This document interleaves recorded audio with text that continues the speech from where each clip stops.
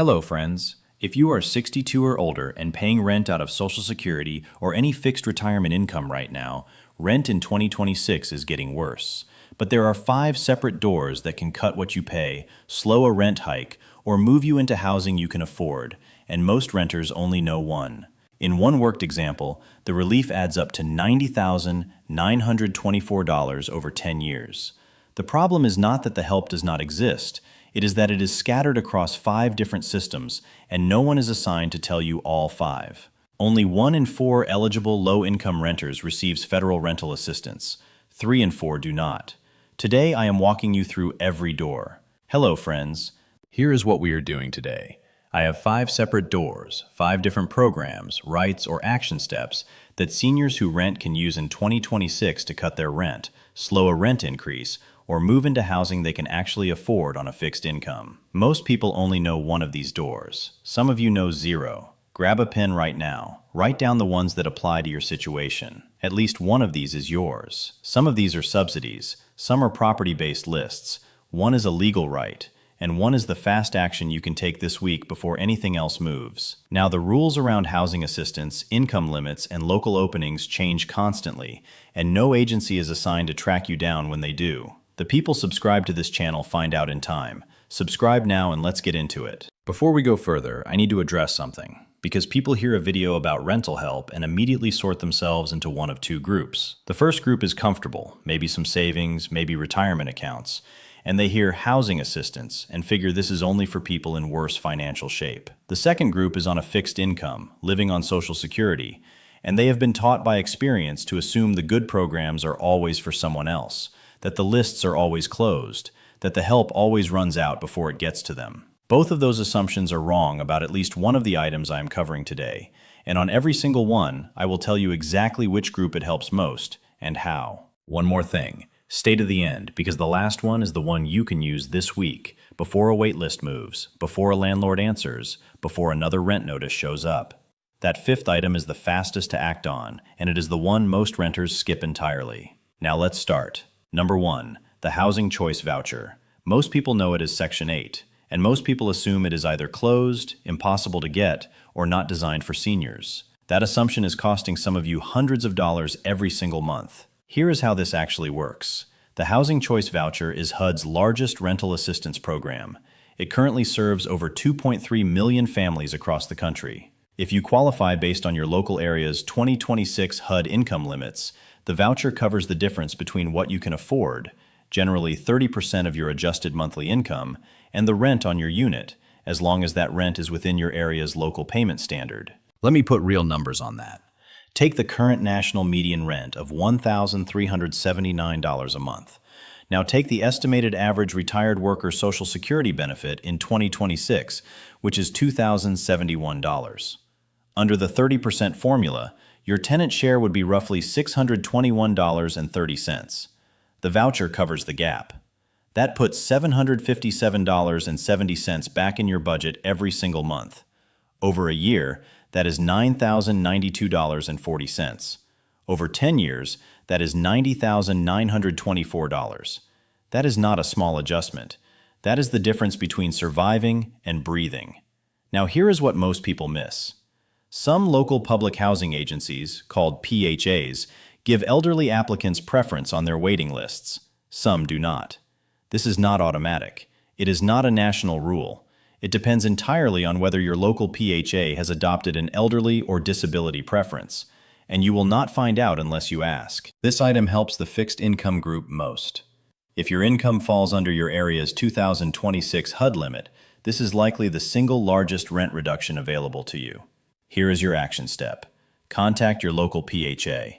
You can find yours through the HUD PHA locator online, through the HUD resource locator, or by calling 1-800-955-2232. Use these exact words. I want to know when your Housing Choice Voucher waitlist opens, whether you have any elderly or disability preference, and how I can be placed on every open list my household qualifies for. No one is going to call you when that list opens. You have to be the one asking. That is number 1. And if the voucher list in your area is long or closed, do not stop there, because the next option is not a voucher at all. It is a building. Number 2, Section 202, Supportive Housing for the Elderly. Here's a misconception I hear constantly. People hear affordable senior housing and they picture a nursing home or assisted living or some kind of long-term care facility. That is not what this is. Section 202 is apartment housing, independent living, built specifically for older residents, owned and operated by nonprofits, and subsidized so that your rent is tied to your income. To be eligible, you must be 62 years of age or older and fall into HUD's very low income category for your area. If you qualify, your rent in a Section 202 property with project rental assistance is set at 30% of your adjusted income. Same formula as the voucher, same math. In the same worked example, $2,071 monthly benefit, 30% tenant share, that is $621.30 out of pocket. That is $757.70 in monthly relief. Over 5 years, that is $45,462. And here's what makes Section 202 different.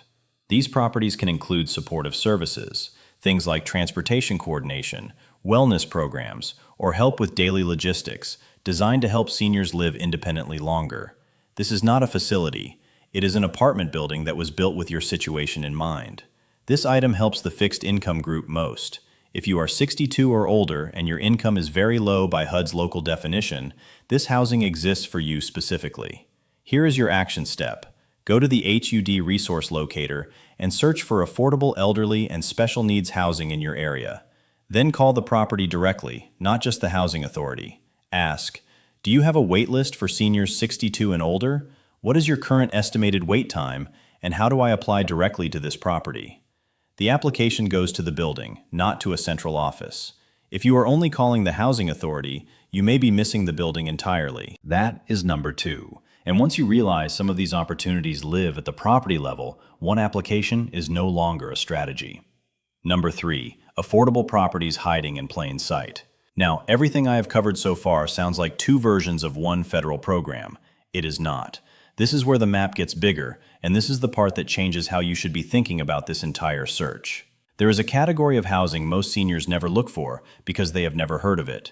It is called LIHTC housing, low-income housing tax credit properties. In plain English, these are apartment buildings where the rents and income limits are set by law because the property owner receives a federal tax credit in exchange for keeping units affordable. On top of that, there are other multifamily properties across the country, some with elderly restrictions, some with senior preference, that have their own wait lists separate from any PHA list. HUD maintains a database specifically designed to help renters find these properties with program rent and income restrictions. The 2026 income limits for these properties, called MTSP limits, were revised as recently as May 1st, 2026. And here's the critical detail. Some of these properties have tenant selection plans with an elderly restriction or preference built in, but they do not advertise on the same channels as Section 8. You have to go looking. A woman I heard from had made one very common mistake. She treated affordable housing like it was one wait list. Her name was Ruth, 74, outside Cincinnati, retired hospital cashier. She was paying the national median rent equivalent of $1,379 out of a Social Security check close to $2,071. She had put her name on one PHA list years ago and waited.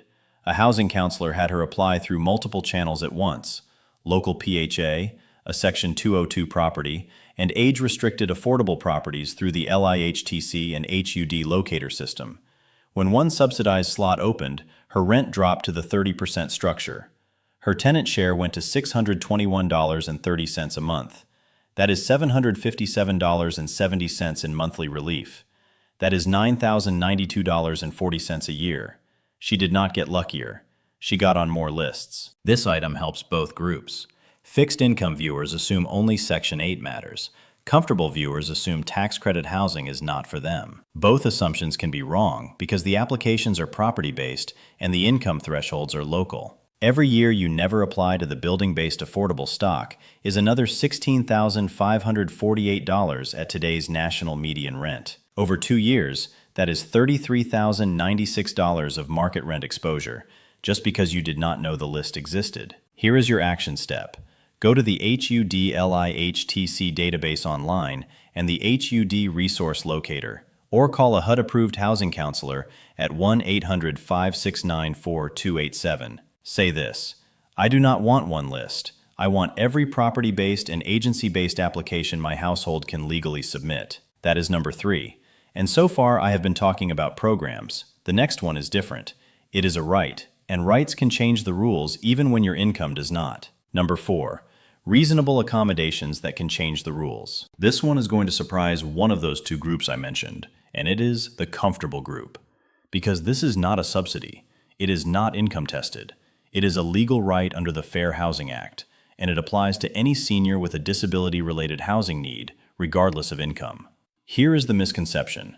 If the rules of your building or your housing program do not fit your disability, most people assume that is just bad luck. The unit policy says no, so you accept it. But the law says something different.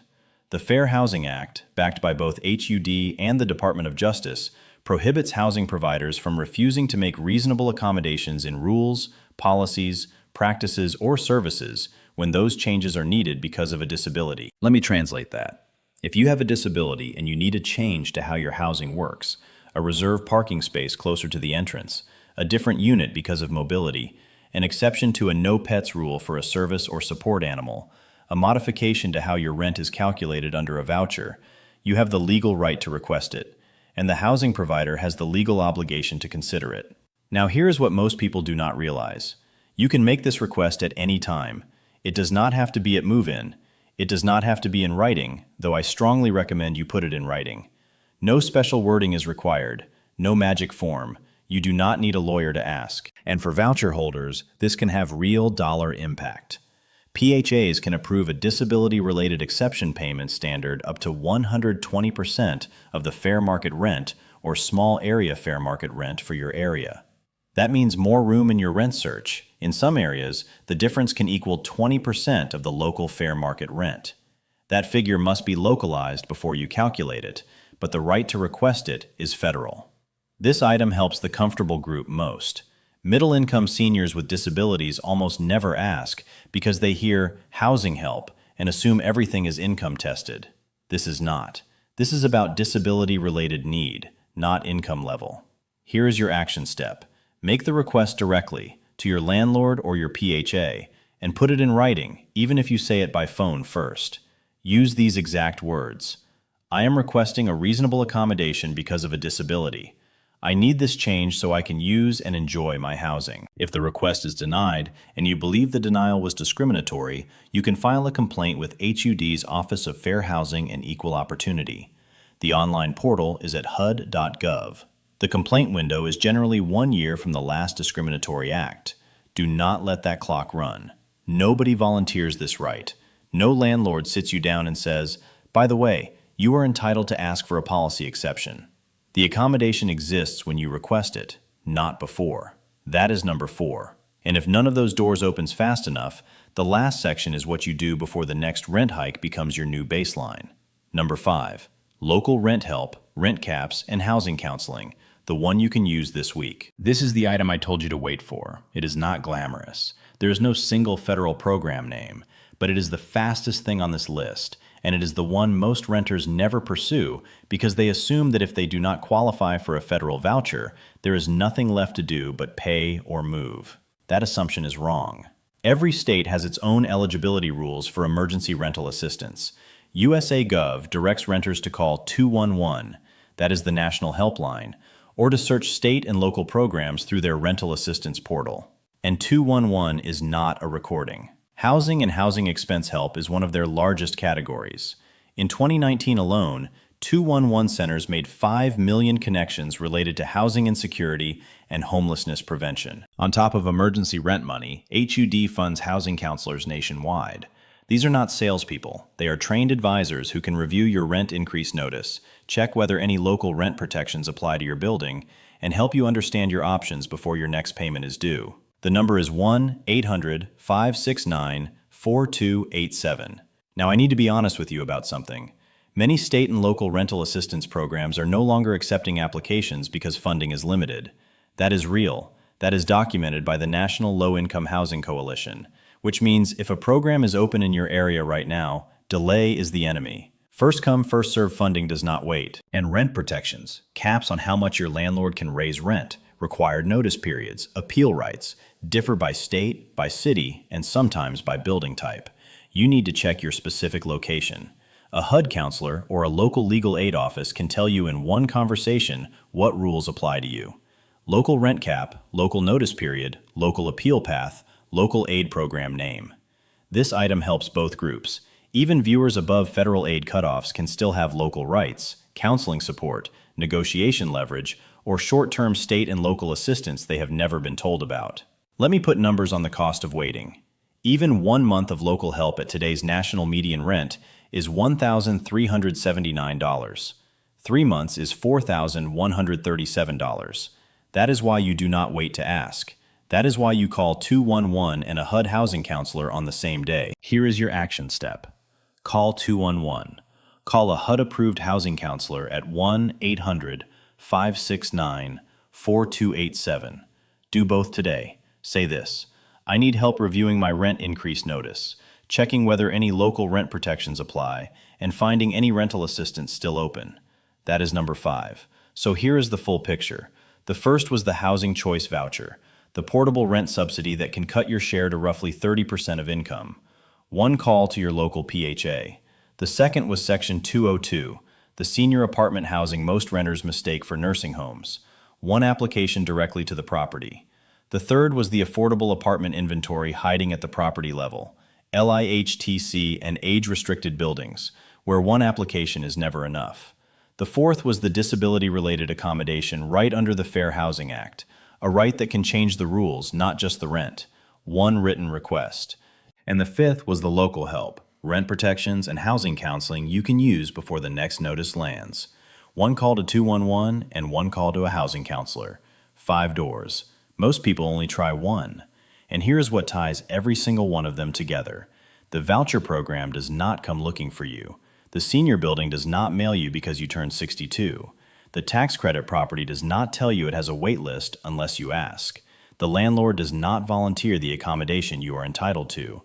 Your city does not assume you need rent help information and send it automatically. According to the Center on Budget and Policy Priorities, only 1 in 4 eligible low-income renter households receives federal rental assistance. 3 in 4 do not because of funding limits.